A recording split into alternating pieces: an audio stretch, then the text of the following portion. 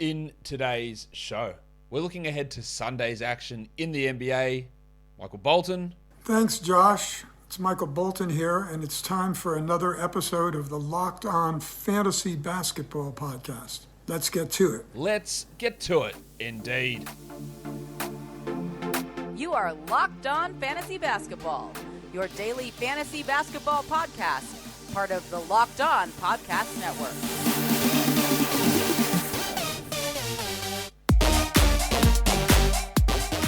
Hello and welcome to the Locked On Fantasy Basketball Podcast, brought to you by Basketball Monster. My name is Josh Lloyd and I am the lead fantasy analyst at basketballmonster.com and at Yahoo Sports Australia. And you can find me on Twitter, as always, at redrock_bball and on Instagram at Locked On Fantasy Basketball. Today's episode is brought to you by BetOnline. BetOnline has you covered this season with more odds, lines, and props than ever before.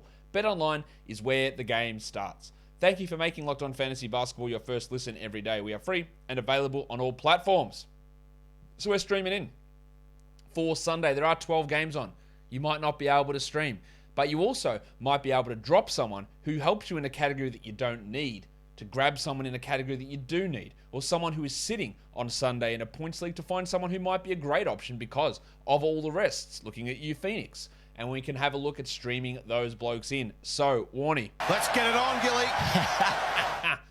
So, yeah, as I said, Phoenix is where we're looking because they are, at this point, resting Devin Booker, DeAndre Ayton, and Jay Crowder. They're all out for Sunday's action against the Thunder. So there is going to be a stack of blokes whose value increases. We're going to have other injuries, I'm sure, pop up throughout the day. Like, for example, Kyle Kuzma is out again in Washington. No one should be surprised about that. Don't think we're going to get Corey Joseph playing in Detroit. You're not going to have Bagley in there. Brogdon's not likely to play as per usual. Mobley and Allen still remain out. What other random rests are we going to have? I don't think you're going to have the Portland guys playing like Hart or Winslow. They're not going to be there. I think De'Aaron Fox is playing. I think mainly the major rest ones at this point are going to be the Suns one, but who knows what's going to creep up. So, in a Yahoo Points League, JaVale McGee. Yes, he'll probably split minutes with Bismack Biyombo, who can also be a stream. But I think I would lean towards McGee there as the option. The big fella's back. The delicate dancer, Alperen Şengün.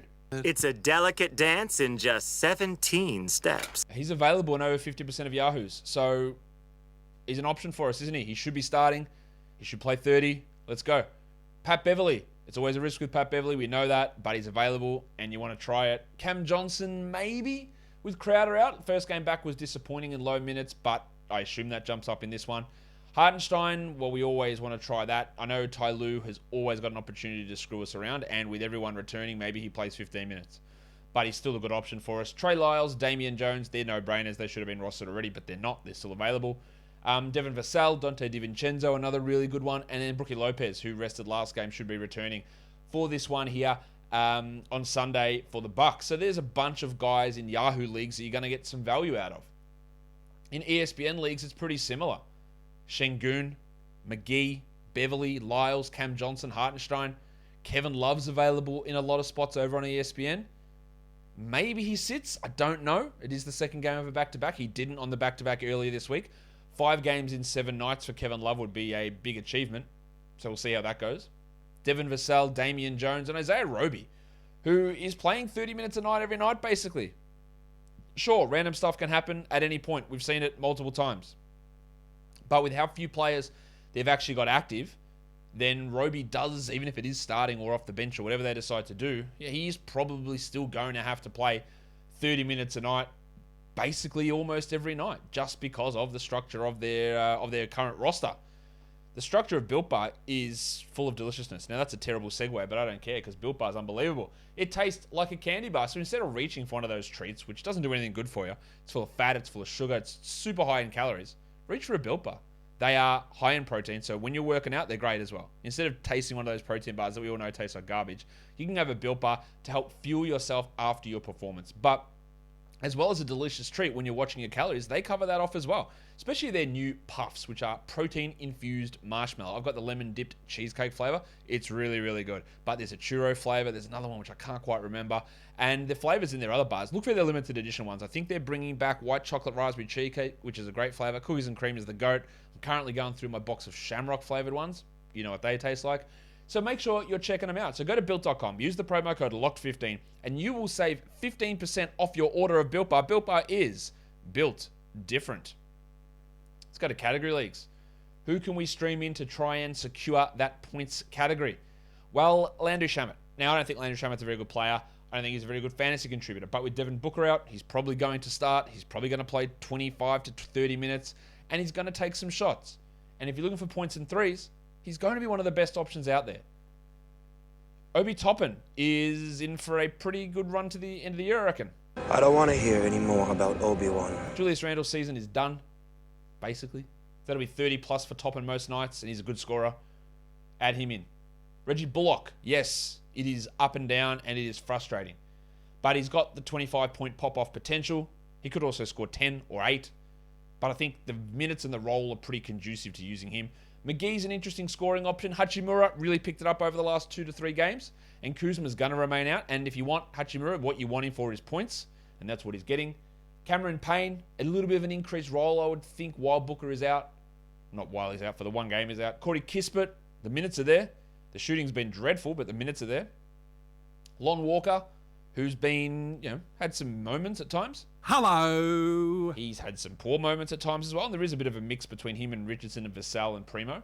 But he's an option. DiVincenzo, not a bad scoring guy. And Keon Johnson's played decently well some of the time. I know that's damning with faint praise, but there is an opportunity for him. He can occasionally get you 15 or 16, and that's not a bad option to have a look at there. The 3-pointers, Shamet and Bullock, the two main ones that stand out to me. Benny McLemore's there as well, but the minutes can change pretty rapidly with him in Portland.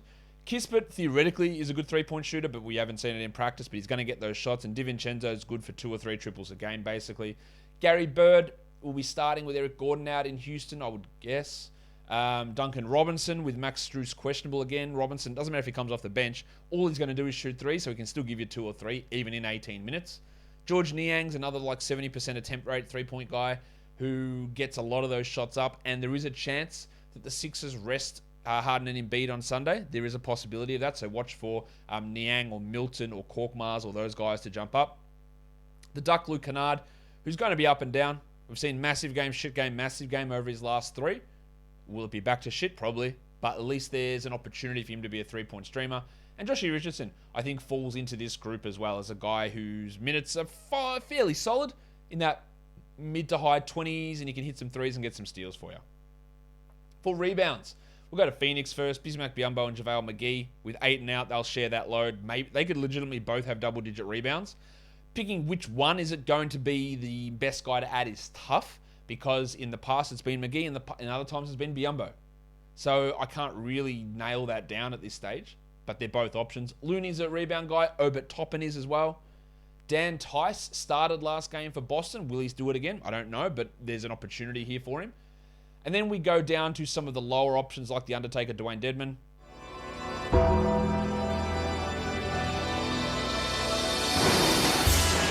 The Big Sneeze, Precious Achiuwa.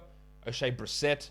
Greggy Brown, who started the last couple for Portland, hasn't really popped off in terms of numbers, but there's something, an option there at least. And Isaiah Jackson, who's back for Indiana, playing off the bench behind Goga Badadze. It was like a 30 to 16 minute split last game. I don't know whether that is an alignment they want to continue, but there is at least some rebound upside there for Isaiah Jackson.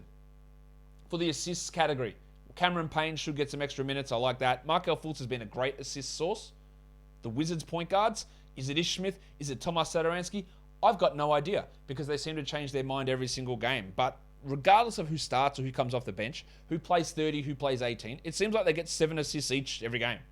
So it doesn't matter. Like, you'd love the guy that plays 30. There's just absolutely no way of knowing that before the game. And in general, it has been Satoransky the vast majority of the time. But you also could get kicked in the teeth and he could play 15 minutes and Smith plays 35 off the bench. And you've got no way of knowing that. So they're both options. DiVincenzo's not a bad assist guy. Trey Jones? DiVincenzo. No, he's not him. DeJounte Murray is the bloke who sat out last game with an illness, and he's officially questionable for that next game. So if he's out, then Trey Jones really is an assist streamer. If the Warriors do sit blokes on Sunday like I expect with Clay and Porter and Iggy and Draymond, with Steph already out, then maybe Poole sits, I don't know. Chris Chiozza is going to get a role, and he can get 4 or 5. And I'm telling you, no one will have him rostered. Chris Dunn is a good assist option. Dacian Nix, maybe a 15, 16-minute player in Houston. There might be 4 or 5 assists coming his way. He's a pretty good player, I think. I think he's a long-term starter in the NBA. Jordan McLaughlin, always got some assist upside, with especially if players miss and guards miss. And then Satoransky, who I spoke about already. For the steals category, the Dr. Gary Payton, always a good source there. DiVincenzo, Chrissy Dunn, Joshy Christopher, the man, Jose Alvarado. Now, unfortunately, this team, the Pelicans, decided they needed to play Devontae Graham ahead of Alvarado last game, and Alvarado barely played, which is annoying because Alvarado's better. But let's see if they come to their senses and play Jose more. He's still a good steals guy. McLaughlin, Joshy Richardson. Look at all those J's in a row. Josh, Jose, Jordan, and Josh. Joshy Richardson, great steals option. Torian Prince, getting more minutes than Vanderbilt Bar in Minnesota. Isaiah Livers, who, look, let's watch how that goes, but I don't think Bagley plays. He'll be out. Olynyk, does he get it run? What do they do with Livers? He played some pretty big minutes last game. And Gary Bird can be a steals guy there for us as well. But really pay attention to see who's in, who's out. And then even in that case, weird stuff can happen, because we saw last game that Bay and Cunningham and Stewart all played for Detroit, and then 6 minutes in they sat them. And you have no way of being able to predict or understand when that's going to happen. Again, do not play fantasy basketball at this point of the year. Do not do it. Watch this show, but don't play fantasy basketball. Garrison Matthews is another steal streamer, if I didn't mention him already. But I've got to mention now BetOnline. Because BetOnline is your number one source for all of your betting needs and sports info. You can find all of the latest sports developments, including this week's Masters Championships, odds, podcasts, and reviews for all of the different leagues this season. Like right now over on betonline.net, you can check out odds for a theoretical Final Four matchup. I know that those it's not Final Four, the NCAA Championship game. Depending on who's playing in it, they got the odds up already. Kansas versus North Carolina. Kansas is 3.5-point favorite over there. So you can check out how all those matchups might predict over at BetOnline. It's your continued source for all your sports wagering information, including live betting, esports, and scores. So head to the website today or use your mobile device to learn more about the trends in the action. BetOnline is where the game starts. Let's stream in some blocks. JaVale McGee and Bismack Biyombo. Again, we spoke about the uncertainty as how the minutes go over there, but both of those guys are going to be options for us.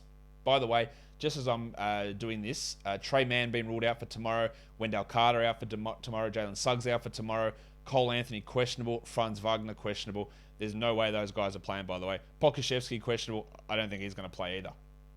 Blocks, McGee, Biyombo, Isaiah Jackson, Nazareth Reed, Dan Gafford, Daniel Tice. Some interesting enough block stream options, I think, available on Sunday.